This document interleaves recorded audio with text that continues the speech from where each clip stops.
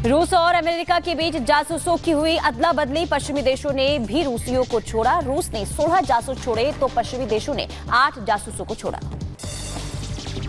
Hamas chief Ismail हानिया की मौत के मामले में ईरान ने 24 लोगों को गिरफ्तार किया। ब्रिटिश रिपोर्ट में दावा, हानिया को मारने के लिए मोसाद ने जो एजेंट हायर किया था उसके जरिए तो हमला किया गया। इसके अलावा भी ईरान के कुछ एजेंसी ने हमला किया।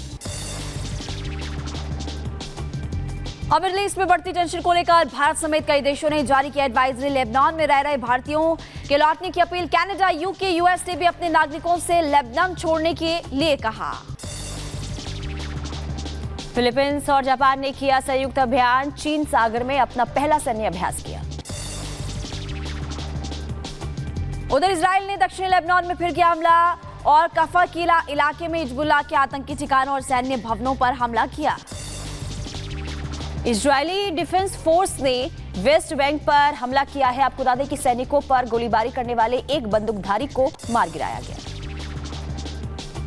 ईरान की राजधानी तेहरान में लोगों ने किया प्रदर्शन। हमास नेता हनिया हत्या पर विरोध जताया।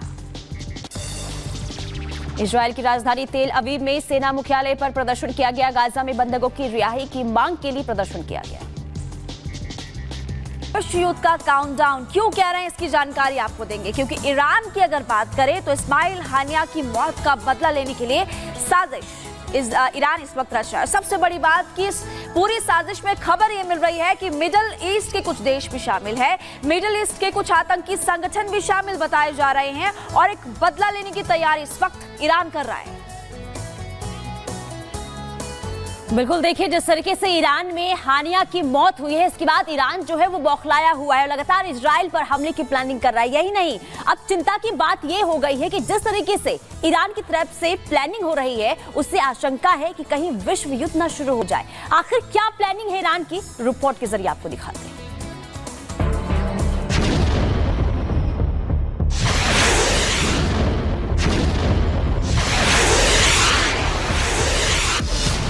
इजरायल बनाम ईरान वर्ल्ड वॉर का ऐलान।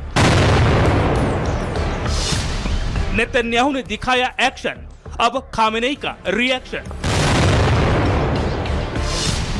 ईरान का अल्टीमेटम, अब धरती पर गिरेगा एटम। जी हां, इंतकाम की आग में जल रहे ईरान के सर्वोच्च नेता खामेनेई ने हमास चीफ की मौत का बदला लेने का ऐलान कर दिया है। ईरान में घुसकर इस्माइल हानिया को मौत देने के बाद अब इजरायल से बदला लेने के लिए किसी भी वक्त ईरान इजरायल के खिलाफ महायुद्ध की शुरुआत कर सकता है। दोनों देशों के बीच चरम पर पहुंच चुके तनाव के बीच इस खबर पर मुहर लग चुकी है कि अब ईरान किसी भी वक्त पलटवार करते हुए इजरायल पर अब तक का सबसे भयानक हमला करना शुरू कर देगा। ईरान की हर एक गतिविधियों पर नजर रखने वाले अंतर्राष्ट्रीय एजेंसियों ने ये दावा किया कि ईरान के सर्वोच्च नेता अयातुल्लाह खामेनेई ने हमास नेता इस्माइल हानिया की हत्या के जवाब में इजरायल पर हमला करने की योजना को हरी झंडी दे दी है। और सब कुछ तय रहा तो ईरान 12 से 13 अगस्त के बीच इजरायल पर चौतरफा हमला करेगा। दावा किया जा रहा है कि इजरायल को गहरा जख्म देने की इस साजिश पर ईरान इतनी सफाई से आगे बढ़ रहा है कि उसने इजरायल पर इस बार कई दुश्मनों के साथ मिलकर घातक हमले की प्लानिंग की है। बताया जा रहा है कि बदले की आग में जल रहे ईरान की इस साजिश में दुनिया के कई खतरनाक आतंकवादी संगठन भी साथ दे रहे हैं, जिसमें हिजबुल्लाह और हुती आतंकियों का नाम सबसे ऊपर है। वहीं बताया जा रहा है कि इन तमाम खतरों के मद्देनजर इजरायल ने भी ईरान को मुंहतोड़ जवाब देने की पूरी तैयारी कर रखी है। बावजूद इसके बौखलाई ईरान के घातक प्रहार से बचाने के लिए अब अमेरिका ने भी इस महातबाही में कूदने का मन बना लिया है और इसलिए अमेरिका ने मिडिल ईस्ट में बढ़ते तनाव के बीच अपनी सैन्य शक्ति बढ़ा रहा है। बताया जा रहा है कि मिडिल ईस्ट में अमेरिका ने अपने कई लड़ाकू विमान भेज दिए हैं। अमेरिकी रक्षा सचिव लॉयड ऑस्टिन ने बाकायदा इस बारे में सोशल मीडिया पर जानकारी देकर ईरान को अगले कदम के लिए चेतावनी भी दे दी है। लॉयड ने लिखा है, कल मैंने इमरान, लेबनानी हिजबुल्लाह और अन्य ईरानी समर्थित आतंकवादी समूह से उत्पन्न खतरों के बारे में इजरायल के रक्षा मंत्री योव गैलेंट से बात की है।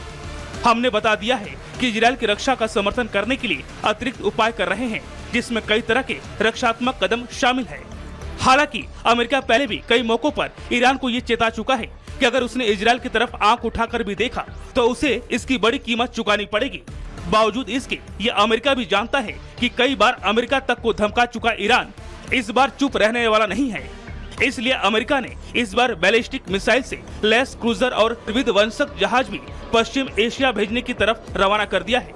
मौजूदा हालात देखें तो खतरे की ये चिंगारी कितना बड़ा रूप लेती दिख रही है, इसका अंदाजा इसी से लगाया जा सकता है कि एक तरफ जहां अमेरिका इजरायल को सपोर्ट करने के लिए अपने सैन्य शक्ति को पश्चिमी एशिया की तरफ भेजने की कोशिश में लगा है, तो वहीं लेबनान से हिजबुल्लाह के आतंकियों ने इजरायल पर अटैक करना शुरू भी कर दिया है। इजरायल पर जबरदस्त मिसाइल बरसाए जा रहे हैं और पूरी कोशिश की जा रही है कि जरा सी चूक हो और इजरायल लहूलुहान हो जाए। साफ है, माहौल ऐसा बन रहा है कि एक तरफ अमेरिका और इजरायल और दूसरी तरफ middle east. Bureau report, Republic Bharat. तो देखिए, इस रिपोर्ट के जरिए हमने आपको बताया कि किस तरह से बदला यहाँ पर लिया जा रहा है, लेकिन जैसे जैसे जंग और बढ़ेगी, जैसे जैसे बदला लिया जाएगा, ऐसे में देखना होगा कि भारत पर कितना असर देखने को मिलता है। ईरान इजराइल जंग में लेबनान भी शामिल हो सकता है पुनीता। बिल्कुल, और इसके अलावा आपको बता दें कि देखिए ऐसी स्थिति में 3 देशों के नागरिकों पर इसका खतरा है। 3 देशों में अभी करीब 40,000 भारतीय हैं। महिमा, और बिल्कुल देखिए, भारतीय इन देशों में नौकरी पढ़ाई कर रहे हैं। इससे पहले भी आपने तस्वीरें देखी थी। और ईरान में 10,000, लेबनान की बात करें तो 4,000 भारतीय हैं।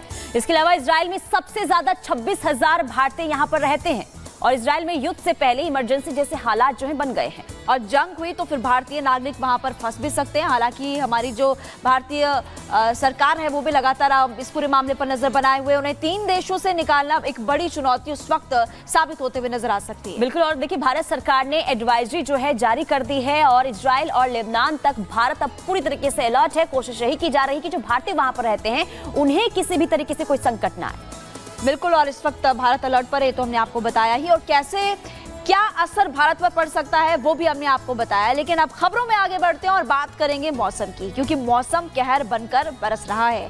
बात करें हिमाचल प्रदेश, उत्तराखंड, वायनाड की, लगातार लोगों की मुश्किलें बढ़ रही है। हिमाचल प्रदेश का मंडी हो गया, शिमला हो गया, उत्तराखंड का रुद्रप्रयाग। हम देख रहे हैं पुनीता यहाँ पर कि ऐसे तीनों राज्यों में ही हम वहाँ के लोगों की मुश्किलें बढ़ती हुई नजर आ रही है। बिल्कुल, देखिए आसमानी आफत इस कदर कहर बनकर टूटी है कि जनजीवन तो अस्त व्यस्त हो ही गया है, लेकिन लोगों की जान भी जा रही है। उत्तराखंड की बात करें तो रुद्रप्रयाग में बादल फटने की वजह से कई लोगों की जान चली गई, जबकि रेस्क्यू ऑपरेशन भी वहां पर चलाया जा रहा है।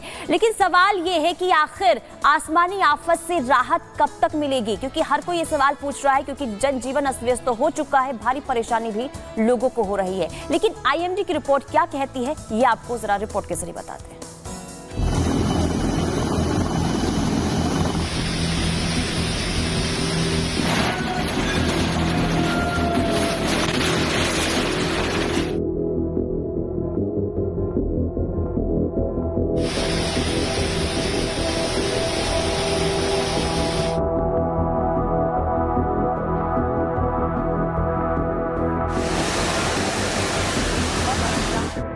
दरकती चट्टान, खिसकती जमीन और सैलाब के बवंडर के आगे इन दिनों देश के कई हिस्सों में शहरों और इलाकों ने सरेंडर कर दिया है। मानसूनी मार के बीच पहाड़ से मैदान तक जिंदगी की जंग जारी है। करीब करीब आधे हिंदुस्तान में इन दिनों आसमान से बारिश नहीं, हमला हो रहा है, क्योंकि जो बादल पहले बरसते थे वो अब डायनामाइट की तरह फट रहे हैं। आसमान से आई महातबाही के 5 दिनों बाद भी ये तस्वीरें केरल के वायनाड की हैं, जहां ऑपरेशन जिंदगी जारी है। हमारे जवान लापता लोगों की तलाश में जुटे हुए हैं।